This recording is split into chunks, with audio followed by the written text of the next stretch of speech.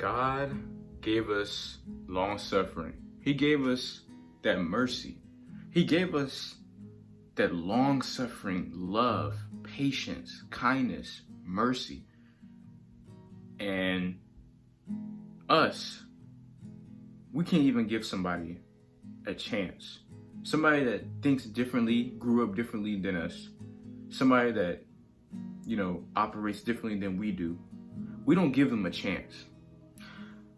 Today at church, the lesson was called, How is Your Love Life, right? This is not about your loved one, right? Your spouse, even your brother, your sister, but how do you operate with everybody, right? Are you long-suffering as Christ was for us? It came out of 1 Corinthians 13, verse 1 through 4. And in that, it talks about how the people of Corinth had many gifts, right? But the wrong motives. Paul said, we need more love in this world rather than knowledge. Because everybody wants to be the smartest, a smart aleck, right? Everybody wants to gain knowledge, understanding. That's cool. But whenever you talk to somebody, whenever you interact with somebody that you may not be close to, you may think differently, are you long-suffering to listen? Are you long-suffering to continuously strive to understand what another person is talking about? Or are you just putting them off? Like, just because they don't think like you, like, their opinion is not worth anything. It means nothing to me. In verse 2, it says, in verse 2 of 1 Corinthians chapter 13, verses 1 through 4, it says, and though I have the gift of prophecy, you can have faith to remove mountains, but have not love, I am nothing. Super important. You can have faith to remove mountains, but have not love, I am nothing. If you don't have love for a person, if you don't have love for another person that doesn't think like you, that maybe doesn't operate like you, that doesn't feel the same way as you do, that honestly, your faith doesn't even matter. Your faith in what you believe almost doesn't even matter. You have to be an open ear, just like how God deals with our BS on a regular day basis. And excuse my French for saying that, but he deals with our BS on a every single day basis, right? And we can't even deal with a simple conversation, right? As it says, love is patient / suffers long and wrath. Those two words, long and wrath, or anger, right? Paul's saying that one unique quality about the love he is describing here is that this love is something that endures a long time. A long time, right? That's like if you have a boyfriend or girlfriend, right? And y'all may get into an argument, right? But you love that person so much, right? That you'll be patient for them, right? Because that type of love, you might have some kind of unconditional love that's long-suffering. You'll wait for them. You listen to them. You'll understand them.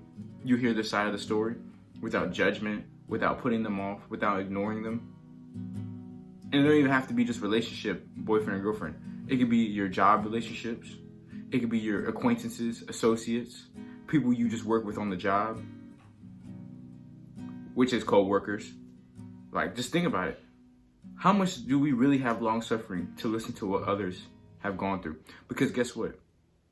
Everybody goes through something different. We all have traumatic pasts. I can't speak. Traumatic pasts. Like, bro, if we learn to understand each other more and to give that love and that safe space more and to be patient for each other more, God may be able to bless us more than we ever even thought of. Right? I'm gonna keep going. I'm gonna make 3 different points, and these 3 different points were made in the lesson I learned today. Everyone is unique, right?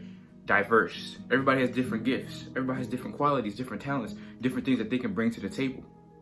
1 Corinthians 12, verse 4 through 6 talks about that a lot. It talks about diversities of gifts. They may operate under the same spirit, right? We all operate under the same spirit. Believe in the same God, right? Believe in the same, Bible, Holy Bible, right? Same doctrine, right? But the difference is maybe the ministry, right? The difference is the talent, right? But our whole, the mindset and the goal is the same.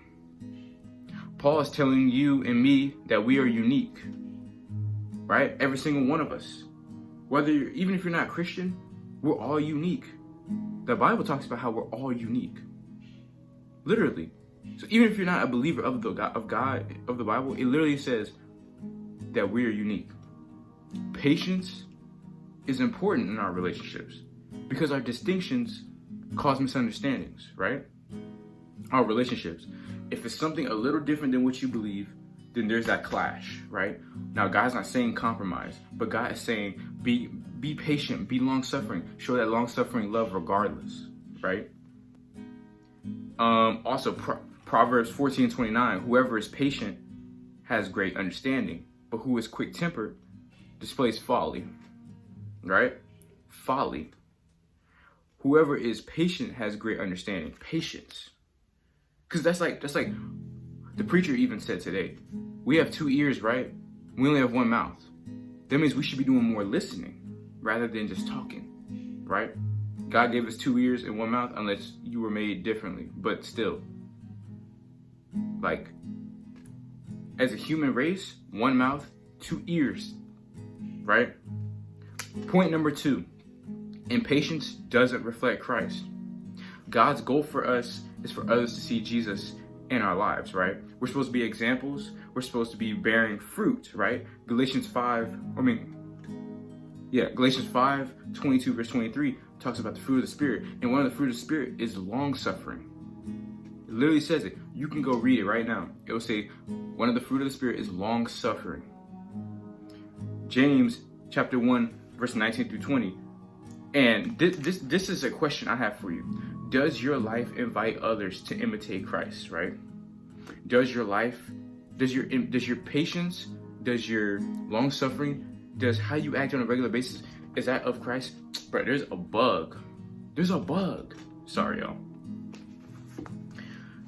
And point number 3, remember, God is patient with you. He's patient with us. He's patient with us. So, and because he's patient with us, how come we can't be patient on our loved one, on just somebody we work with? What's holding you back from just being patient? Maybe because you don't like what they say, maybe because they cut you off on the road, maybe because you just don't mess with them as a person. You don't like the looks they give you, you know? God is patient with us. Everybody doesn't think like you, everybody doesn't live like you, everybody comes from different backgrounds, different walks of life. So be patient with them. If y'all want more context on that, read 1 Timothy chapter 1 and 16 and read 2 Peter chapter 3 verse 9. And I will leave you all with this. You will never have to be more patient than God is with you. Because God allowed Jesus to have the ultimate sacrifice. He's patient with us on a regular day basis, a millisecond time basis. And the fact that he even gives us that much patience goes to show that we can have a little favor and a little mercy and a lot of long suffering for the people we come into contact with. But I hope y'all enjoyed this video. Make sure you like, comment, subscribe, comment down below what you learned.